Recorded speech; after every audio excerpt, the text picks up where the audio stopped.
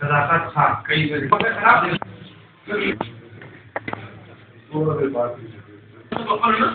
الله بيربط دي وشري جبنا الناس اللي بيقولوا انا بيقولوا جبنا اللي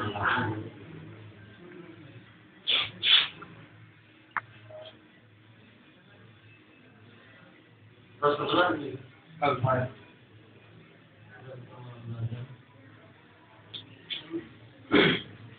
الحمد لله نحمده ونستعينه ونستغفره ونؤمن به ونتوكل عليه ونعوذ بالله من شرور أنفسنا ومن سيئات أعمالنا من يهده الله فلا مضل له ومن يضلل فلا هادي له وأشهد أن لا إله إلا الله وحده لا شريك له وأشهد أن محمدا عبده ورسوله النكاح من سنتي فمن لزم عن سنتي فليس مني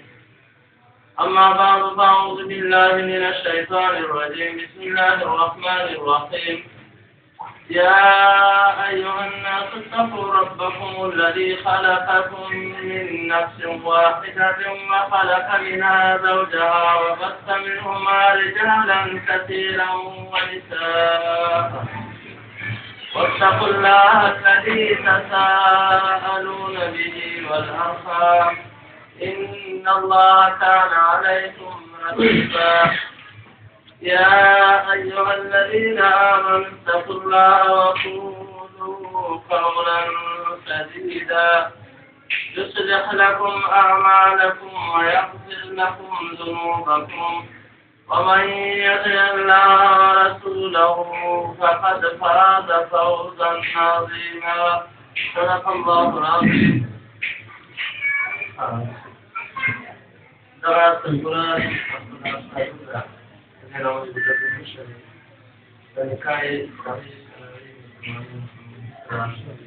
يود پنځلس تولې سولې او ثمان زمین او 50,000 روپے نقد ماهانه 50,000 روپے ماهانه په مقابل د دغه تنشي مهر کې او په حضور د دې مسلمانانو چې سره د باندې مولانا اسد الله چې د فرمان الله جان په دې ورکړي وو چې دا څپورا چې په خپل د پرېنامې د شریف فنکای ساری شرعی مسلمانی محمدی سره په یو د 15 سولې او اتمه زمین او 5000 ماهانه مقابله د دې تنشي مهر کې حدود مسلمانانو چې داخله د باندې د مسلمانانو تادي اسد الله حقان ته چې فرمان راځم چې نو ورته تقرأ سيد محمد علي الشبيب ذات جنام الجلال الشريف فنكاية تاريخ سرعي مسلماني محمد سرع في أول بكنتر السعودية أو أسمع لي زمين أو 5,000 روپے ماهانه خرچه ومقابل د تنشي مهر کې وجود مسلمانانو چې داخله د باندې د مسلمانانو هغه پر خپلان په ګرځېو په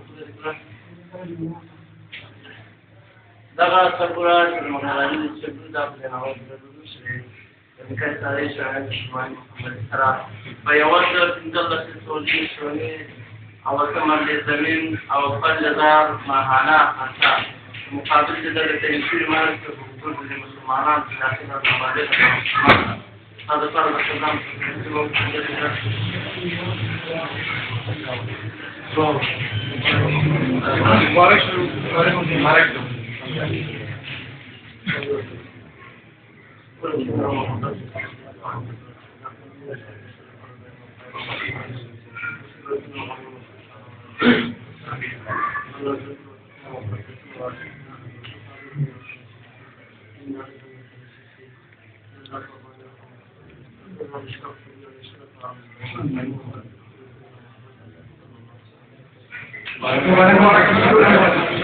Prakash.